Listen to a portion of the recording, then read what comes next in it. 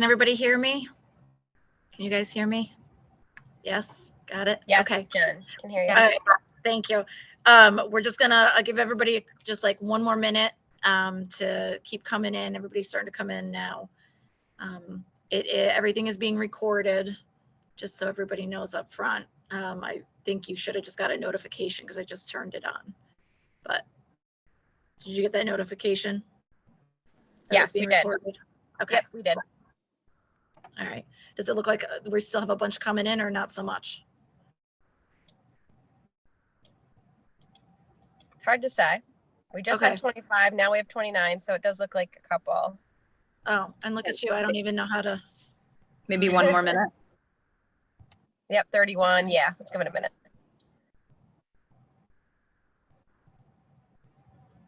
Okay. Oh, I see. Okay, got it.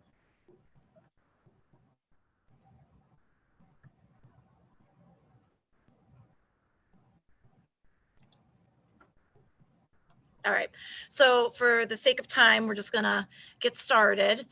So thank you so much for joining us tonight for our kindergarten back to school night. It's a little later in the year than we usually do, but we're happy to be here and happy to have this time to have you get to know our kindergarten a little bit more. So my name is Jen Sadam. I'm one of the kindergarten teachers. And if you were coming in late, I'm just letting everybody know that this is being recorded.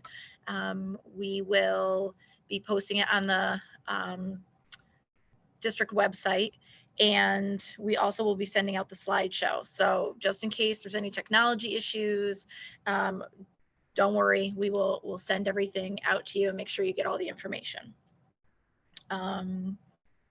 So I'm dueling computers here, so I'm a little frazzled. Okay, so there's 5 classrooms this year. We have Mrs. Best, Ms. Matola, and myself. And then Shannon Moore is joining us this year. And we also have Laura Moore. So we have 2 Miss Moores in kindergarten. And she is team teaching with Rachel Montalbano. So I figure this out. Okay. I just wanted to let everybody know up front, we'll do our best to answer any questions you might have. Put them in the chat box for sure. Don't just unmute. This way we can make sure that we're monitoring the questions and we make sure everything is answered. If it's not answered by the end of our session, we will make sure we get you the answers that you're looking for. We are within the time frame of 30 minutes, or we have to stay within the time frame of 30 minutes. So if we need to, send something out in a weekly newsletter or to reach out to you directly, we will do that. If the question has to do with your class, your particular teacher, and your classroom specifically, definitely reach out to your teacher to ask it, but we won't really be answering individual classroom questions here. Okay, so if hopefully everybody got the packet in their child's folder tonight. It's just an information packet. It's meant to be a resource. So the first page is all about writing strokes and how we're encouraging the kids to write their letters and numbers from top down. The purple page is our number poems and sayings, just so you can reiterate them at home and hopefully use the same language as we're using in school. The next page is a yellow pamphlet, and that's all about our ruler program that we started this year. And Ms. Best will be talking about that a little bit more, but we wanted you to have something to kind of look back on with some information about it. And then there's a green page that is all about our iReady. It's a parent letter. It's written as if your child hasn't taken the iReady assessment yet, which now they have taken. So they're starting to do the lessons that are assigned by both the teacher, and it also has a progression that it naturally assigns based on how your child does on the assessment. And so Ms. Bess will also talk more about that. The next few pages, there's both pink and orange. The pink is the next generation ELA standards. And so we use a standards-based report card. We have mostly just like the power standards on the report card. We don't have every single standard. So we just wanted you to be aware of the different standards that we are using in our daily teaching. So if you have any questions about that, I'm sorry, I'm looking at the chat, just let us know, reach out.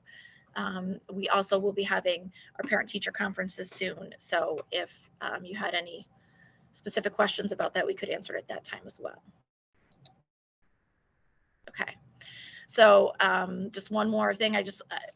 If you get nothing else from this presentation tonight, we hope that you will get the sense that your child's safety and happiness are the most important things to us. It's a crazy time, and we just want them to be happy. We're so happy to be here and not just teaching virtually. So we definitely take the safety protocols seriously, but at the same time, we want to make sure that your 4, 5, and 6-year-olds are having a blast when they're with us. We believe in a team approach. We team with different departments, with different support staff, with each other constantly, and you are a huge piece of that partnership. So we just want to make sure that you know how important we know you are, and that we are always, just working as a team. We all have the same goals, which is for your child to show growth.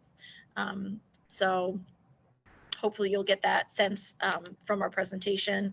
And we also value strong communication. We are, with this day and age of everything being virtual and texting and class dojo and emails, they're really, if there's anything going on, please reach out to us and let us know. If you have any questions, concerns, we really value, knowing that maybe there was something going on that morning that might have thrown your child off, or, just anything at all. We want that communication. You're not bothering us. Please, let us know what's going on. And likewise, we'll do the same with you. We want you to feel like you understand what's going on with your child at school. Okay, so with all that being said, I'm going to turn it over to Mrs. Best. And she's gonna talk about a typical first day. Okay, so yeah, let me start by walking you through what our mornings look like in the classroom. Can you hear me, Jen? Can you hear me? Cool. All right, so students are either dropped off by you or by buses at around 9 o'clock. At this point in the year, they are independently walking themselves to the building. We have teachers standing outside the building and helping students come in. There's into the K wing. They kind of have their own entrance. Teachers are also standing outside of classroom doors greeting students. So once students are inside their classroom, they hang up their backpacks, they take their coats off. We all have different routines, but they're taking out their folders and their Chromebooks and starting to really build some independence around that. And then they begin their morning work. While they are doing their morning work, and this is usually work that they can do independently with maybe a little bit of teacher support. While they're doing that, we take their breakfast order and our class aides go down and grab breakfast for them. So once breakfast is back, we eat it right in the classroom. We all have spaces 6 feet apart for them to have breakfast. This is a time for their mask break. They eat their breakfast, they chat in about 15 minutes. And this is a good time, hopefully, just to let you know that we don't have working water fountains in our classroom either. So if you can please provide your child with a water bottle, preferably one that is reusable, that they can independently open and close themselves, that is leak proof, is preferred, just because we've had a lot of water bottle leaks in our backpacks, and now with our Chromebooks and backpacks, that can be tricky. So after breakfast, we clean up, we start a calendar routine. And during this calendar routine, there are lots and lots of songs. It's very upbeat. We sing about the days of the week, months of the year. We talk about a lot of number sense, how many days we've been in school, tens and ones, skip counting, just lots and lots and lots of songs and movement. Also during this calendar time, we will have a community circle. And a big push this year for us has been around emotional intelligence. So we have started a program called Ruler, and it says something about a mood meter check-in, which I'll talk about in a minute. Thanks, Jen. So Ruler is a program developed out of Yale, and it is a school-wide initiative this year, pre-K 12. And again, it's a systematic approach to social emotional learning and education. So it's an acronym. The R stands for recognizing emotions. The U stands for understanding your emotions. L for labeling emotions. E for expressing emotions, and R for regulating emotions.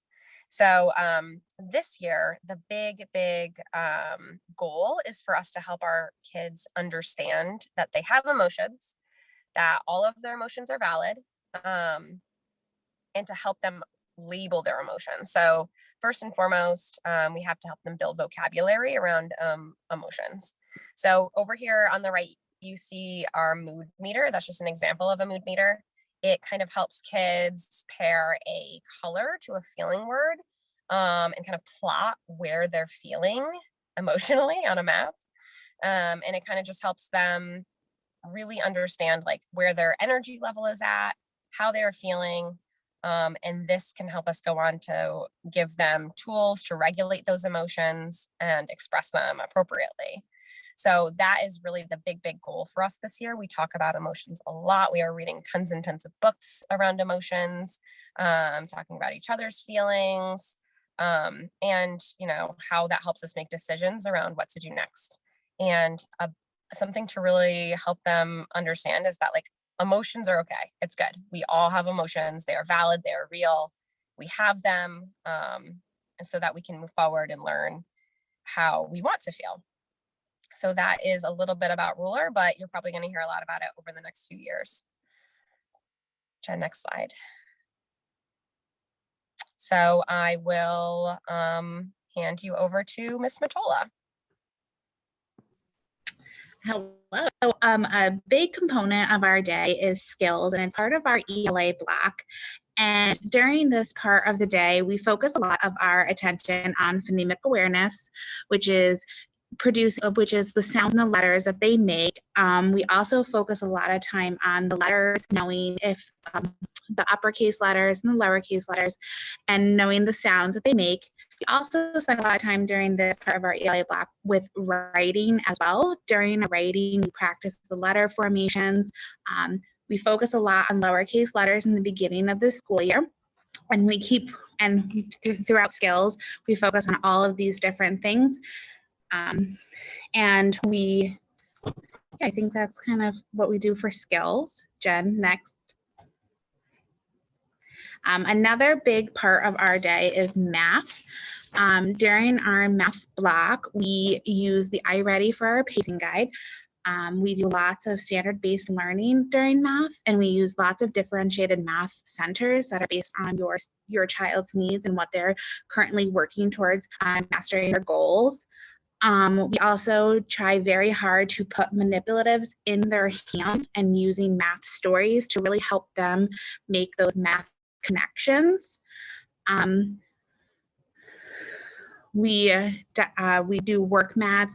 I know in my room, I think in other rooms we do some individualized things as well with different centers that they use.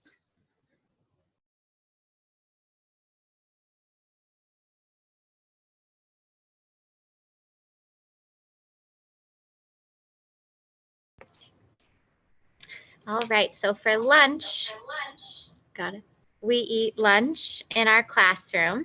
Our aides go down to the cafeteria to pick up our lunches. Just to make everybody aware, lunch is free, just very similar to breakfast this year due to COVID. It's a great opportunity for your children to try out something that the cafeteria has to offer. For example, pizza on Wednesdays, great time to try out the pizza. It is a great opportunity as well for us to be sitting 6 feet apart, have a mask break, again, still be able to socialize, build those relationships between their peers. Every Friday, we do offer Popcorn Friday for $1. And that, again, will get delivered to our classroom as well to be eaten during lunch. And I know Nicole had touched upon this as well, but just to really remind you guys about bringing in a reusable water bottle. In our classrooms, we don't have a working water fountain. And I know for me, I'm constantly drinking water, always have my water bottle with me. So I encourage the students as well to use a water bottle. And then for specials, we all rotate between 4 different specials. Specials as well as library. We walk down to each of the specials this year. So instead of them coming to us, we go down to them. We do all have PE twice a week. So don't forget your sneakers. And then the next slide.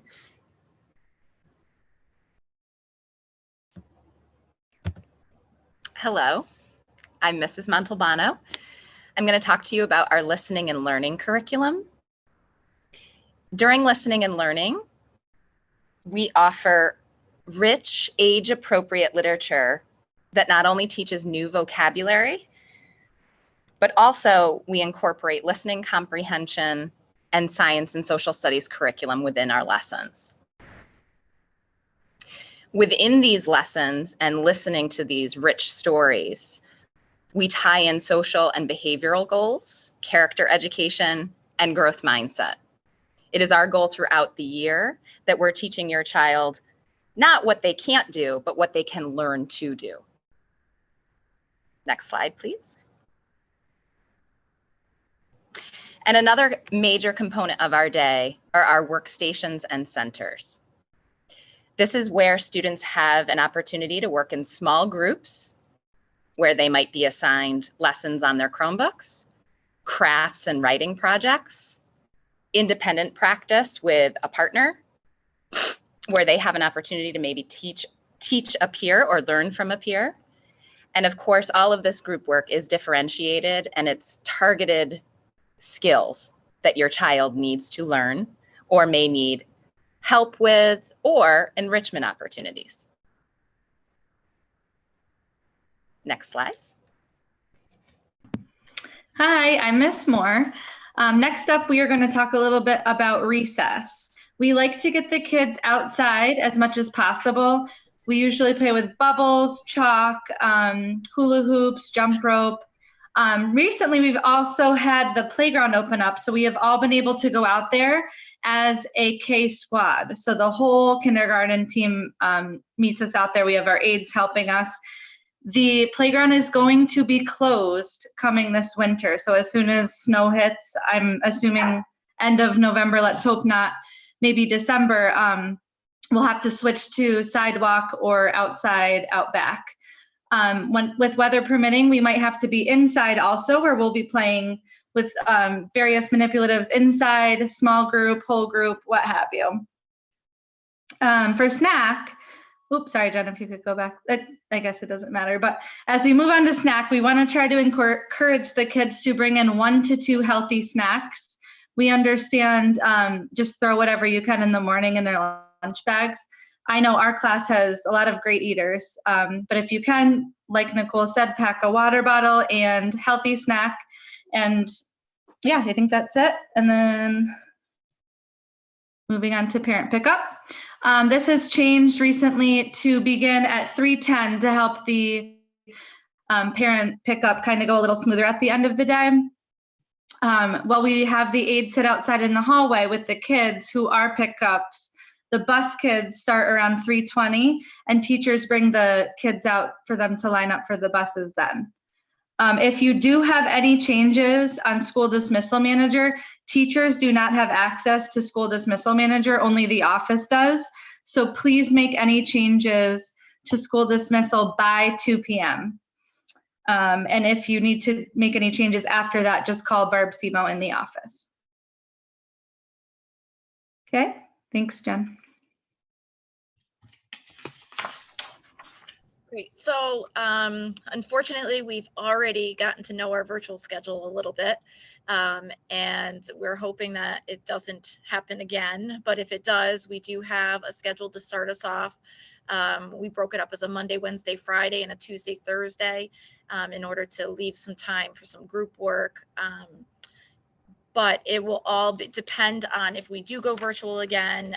Your specific teacher, I'm sure, will reach out. We try to be as flexible as possible.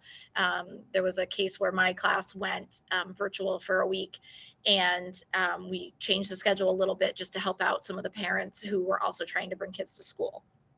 So it's subject to change, but and it's based on class need, but we try to be as flexible as possible. We know that it's a huge inconvenience for you at home. So we'll do whatever we need to make it work for the kids. And then just highlighting some of the ways that we like to communicate: Class Dojo, Google Classroom.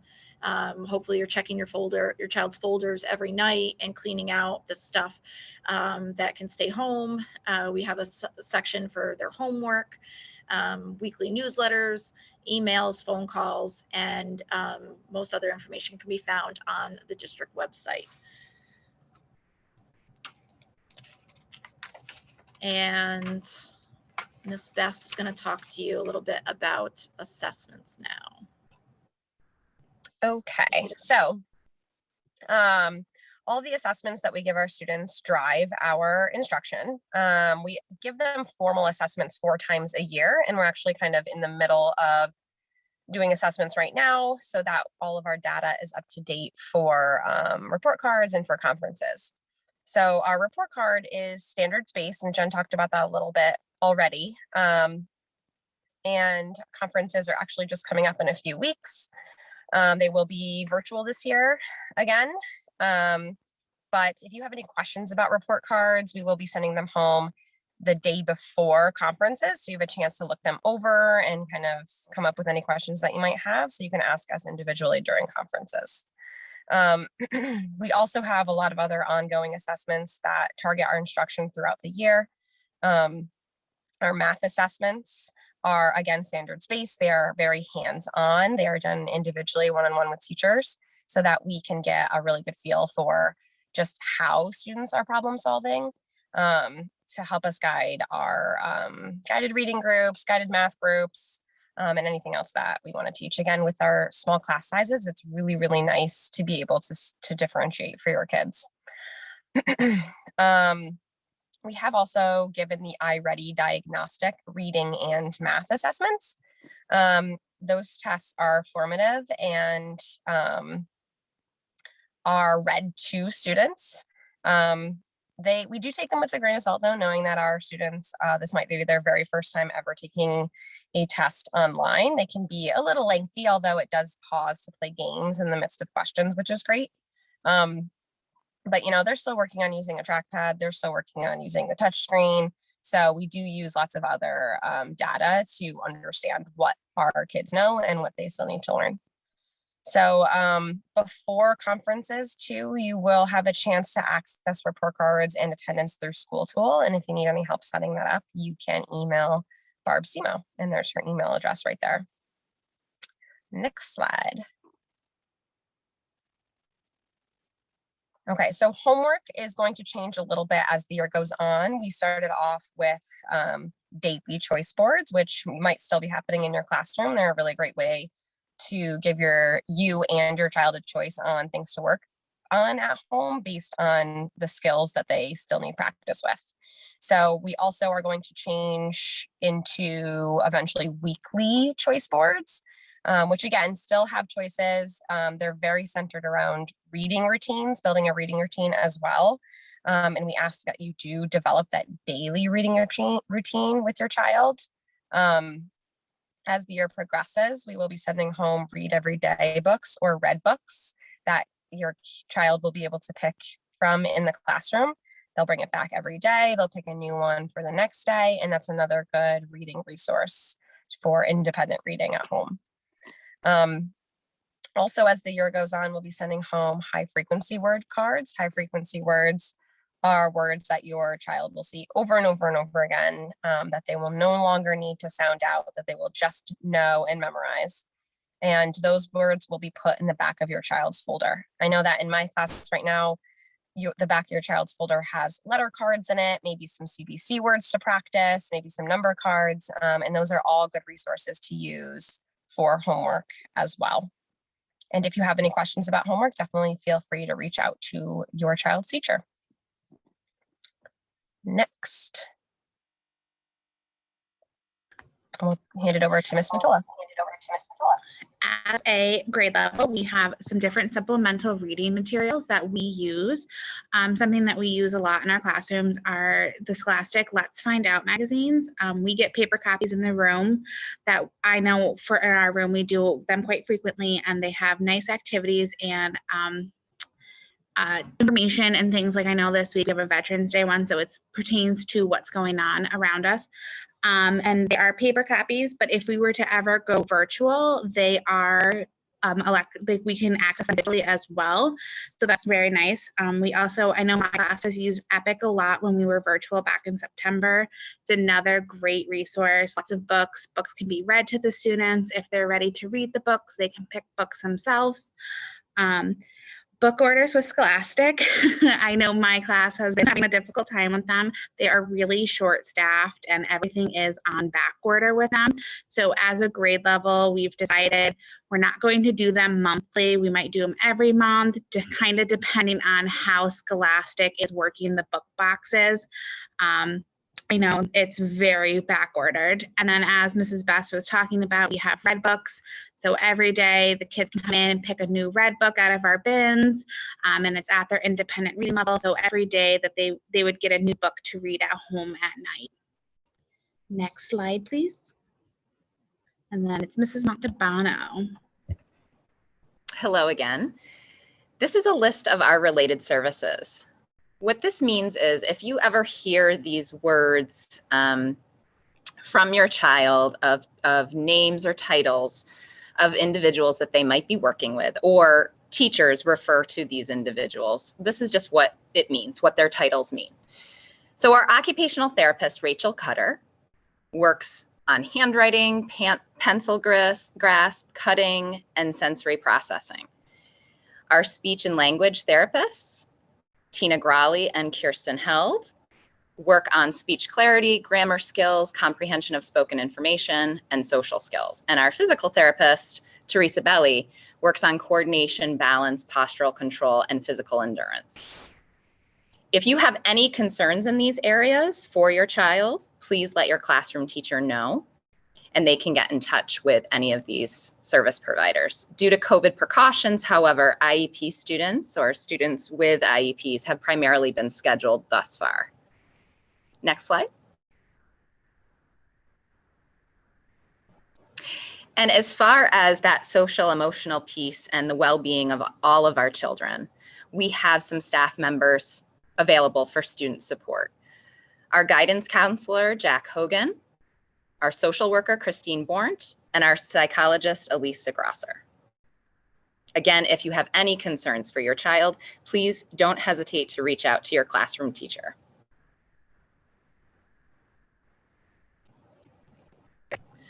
Okay, so that concludes the formal part of our presentation. If I didn't see any other questions in the chat, but if you have them, you're welcome to type them in now. Otherwise, you are welcome to go. Thank you so much for joining us. I know we have many veterans out there, so happy early Veterans Day. And so we'll just hang out for a few minutes. Like I said, if you don't have any questions, you're welcome to go. And if you do, you can type them in and we'll stay on to answer them.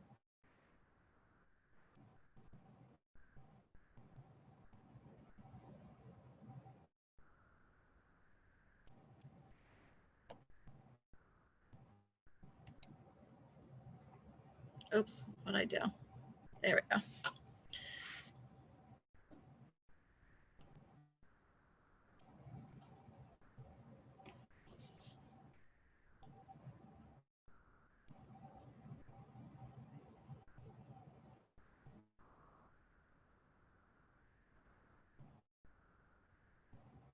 Jen, someone, Sydney asked if we can ask a question vocally. So I was going to say, go ahead. Yeah, go ahead. Go ahead.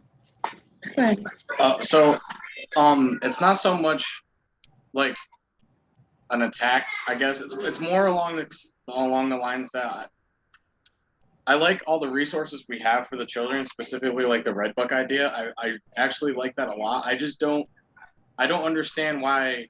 Is it more of like a COVID thing why we're having lunch in the classroom, or is it more of like it makes it easier for you guys to individually base each child eating habits for the classroom? No, not at all.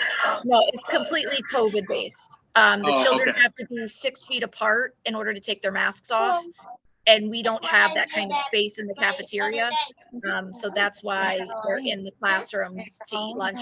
Trust us, we would prefer they go to the cafeteria and get that experience. But unfortunately, as long as the state mandates that they're 6 feet apart to have their masks off, we have to do the eating in the classrooms so that we have the space. Otherwise, we don't have 6 feet between each kid in the cafeteria.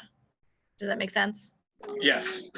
No, it 100% makes sense. I was just the way I guess I didn't understand the way that it was being like handled, I guess. That was more of my hand. But I just wanted to make sure because like they have the ability to go and pick up books that other children have read, which I'm sure you guys are doing your best to sanitize and stuff like that. It's just I was wondering if that was not you guys choosing, but more of like you're being chose to do that. Oh yeah, that's not our choice at all. No. We don't even have a cafeteria right now because of COVID. We've made so many rooms, classrooms in order to have the smaller class sizes. Our class sizes are between 10 and 13 right now in kindergarten. You know, we pre-COVID, we had, about 22 in a room, 20 to 22. So in order to have classrooms that small, every space in the building is being taken up. So right now, our cafeteria isn't even a cafeteria. It was partly a storage room in the beginning of the year, partly a faculty room, as a place where the staff, because we all have to be 6 feet apart as well. So from the kids in the room. So it's just really crazy and difficult, and we're just trying to do the best that we can with the constraints that are on us. We do make sure that it's a social environment. I mean, the kids are talking and chatting. It's not like a silent strict time by any means. They just need to stay seated and stay 6 feet apart, but they're laughing and giggling and fooling around just like they would in the cafeteria. It's just a little bit quieter because there's not hundreds of kids. It's, just a handful. Yeah, that was my only question. And I know I'm not very good at the whole typey thing. But, that's okay. That's right. Yeah, I just wanted to ask that personally because it seems like you guys have so much going on all the time that it just doesn't make sense. But I mean, now that hearing why, it makes a lot more sense. And I just wanted to make sure that it wasn't something that was chosen for them, where it's gotcha. You guys don't have a choice. Yeah, so, exactly. No, thank you very much. Yeah, I'm glad we could clear it up. I'm glad we could talk about it. And if anyone wants to send, I'm sorry to cut you off, Nicole. There was a question about someone had asked. Yes, and popcorn. I just saw. Sorry, I'm catching up. About popcorn. If you want to send in $1 in a bag with your child's name on it, we can get them popcorn on Fridays. Yeah, and please mark their name on it as well in their folder. It's just hard to find in their backpacks. And then there was a question about Red Books. Red Books will be sent home. The Read Everyday books will start to. Oops, I just lost a light in my mic. Will be sent home starting in January, and they will be a daily thing. So you'll just keep them in a baggie in their folder, and we'll give them new books. They can choose from new books every day.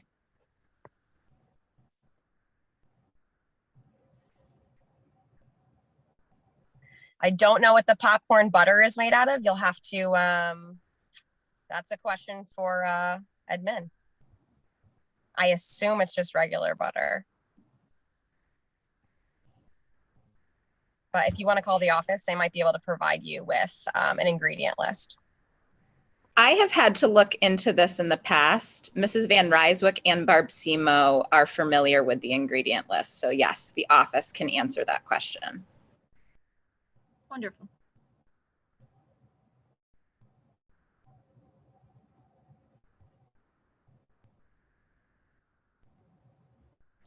All right.